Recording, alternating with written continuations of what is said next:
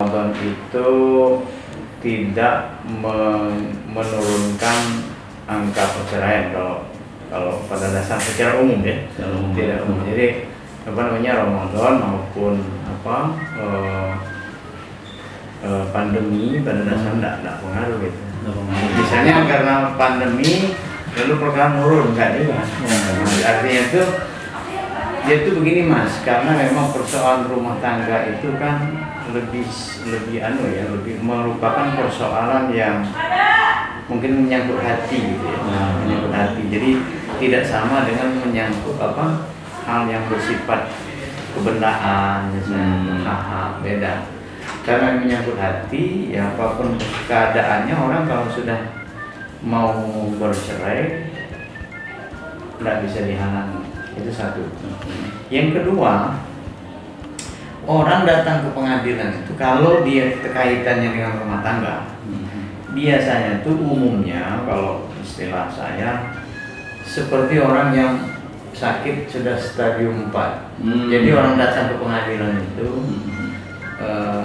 sudah parah biasanya. Tidak banyak yang baru sebulan 2 bulan bermasalah, tidak banyak. Rata-rata sudah bertahun. Di sini cuma pecahnya saja. Maka sering orang berkomentar, kenapa ke pengadilan cuma sekali sidang, 2 kali sidang putus. Sebenarnya bukan dia itu baru datang baru ada masalah, bukan. Karena memang masalahnya itu sudah ditumpuk, ditahan bertahun-tahun. Puncaknya baru ke pengadilan. Itu yang berbeda.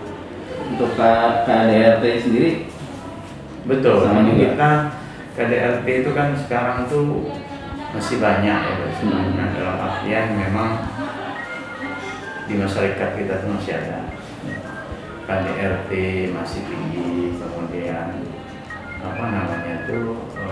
narkoba masih tinggi. Itu kan angka-angka yang seperti itu. Pada umumnya rumah tangga tuh sebab-sebab yang seperti itu selalu ada.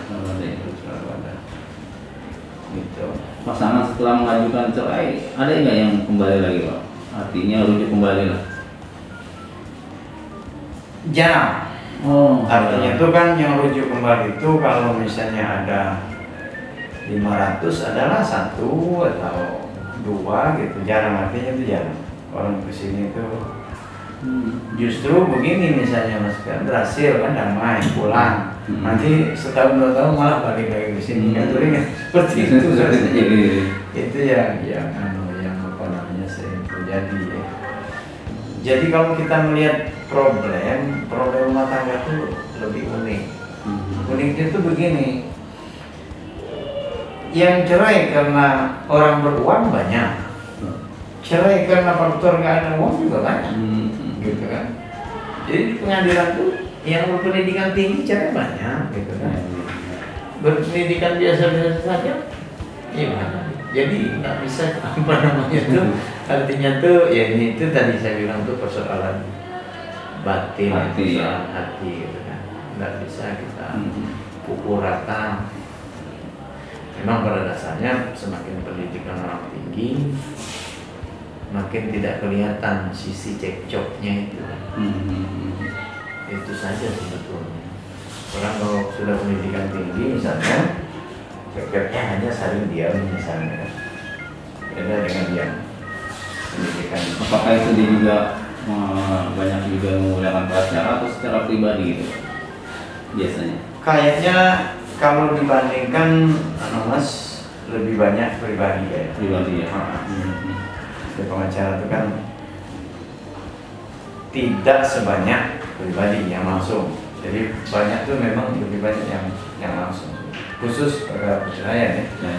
Perkara yang menggunakan advokat itu umumnya perkara-perkara yang kategori gininya. Kategori ini gitu ya, waris banyak kayak seperti. Itu berapa lama Pak? Kira-kira dari proses cerai sampai putusan itu berapa lama pengadilan agama? Dia fluktuatif Mas. Jadi kan begini, perkara itu pengadilan itu sesungguhnya pengadilan itu kan bagaimana kedua belah pihak itu terlayani secara optimal sesuai dengan hukum acara.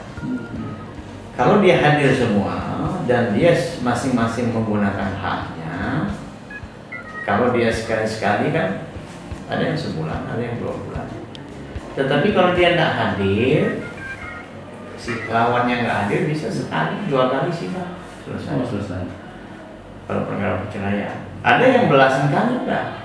Artinya begini, misalnya mengajukan suami misalnya, lalu istri jadi tergugat termohon kan, lalu istri mengajukan hak nuntut nafkah, nuntut harta, nuntut pengasuhan anak, nuntut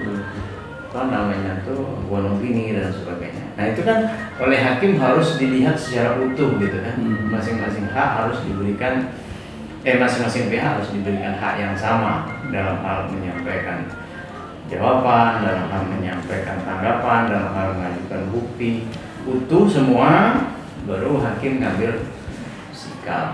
Jadi memang ada runtutan-runtutan dan tidak semua perkara itu sama. Jadi perkara itu masing-masing punya spesifikasi yang beda-beda. Jadi tidak bisa kita perkara itu begitu, tidak bisa.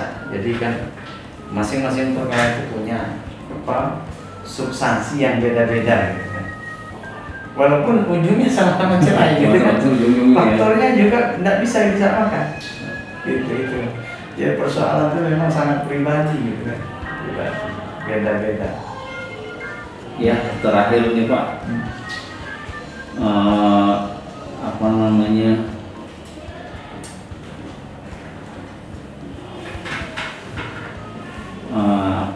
Kalau bisa Bapak itu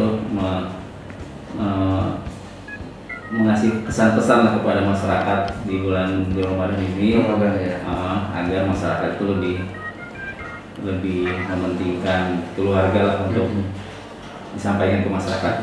Iya. Saya kira begini, yang paling penting ya masyarakat rumah tangga itu, pertama tidak ada suami yang istimewa, tidak ada istri yang istimewa, tidak ada yang sempurna maksud saya. Jadi suami yang sempurna tidak ada, istri yang sempurna juga tidak ada. Semua ada kekurangan, itu harusnya. Jadi kesempurnaan, kemuliaan masing-masing suami itu terletak pada kemampuan untuk memaklumi kekurangan pasangan masing-masing. Karena yang sempurna itu cuma Allah gitu kan. Ya. Nah, itu satu. Kedua, kalau saya sering menyampaikan, rumah tangga itu jangan numpuk masalah gitu. Jadi kalau ada masalah, selisih, selesaikan. Ada masalah, selisih, selesaikan. Kadang-kadang kan rumah tangga itu ditumpuk. Jadi kalau ada pasangan atau suami nggak suka, istri didiamkan gitu. Besok masalah itu lagi.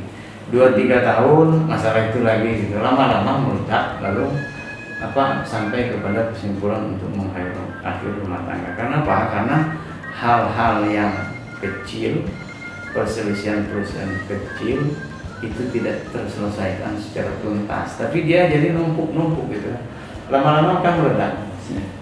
Itu yang paling menyakitkan. Artinya rumah tangga itu jangan ada masalah antara suami istri itu, misalnya suami nggak suka istrinya pulang pada saat suami pulang istri nggak ada di rumah misalnya itu contoh kecil, langsung dibahas. Tapi kalau didiamkan saja, besok begitu lagi, besok begitu lagi, lama-lama numpuk, marah, emosi, sampailah terjadi pada kesimpulan tidak mau meneruskan rumah tangga atau perselisihan. Itu sebetulnya dua itu hal yang perlu dijaga gitu.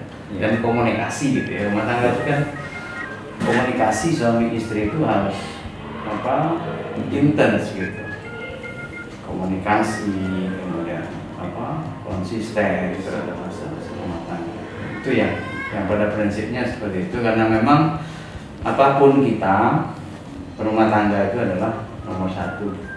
Dimanapun kita, jadi apapun di masyarakat itu, kalau sudah rumah tangga itu gagal, sudah biasanya susah untuk sukses di masyarakat. Karena rumah tangga itu adalah tempat berangkat kita, baik perjuangan untuk intern rumah tangga maupun perjuangan sebagai di tengah-tengah masyarakat. Ukurannya seperti itu. Saya kira seperti itu.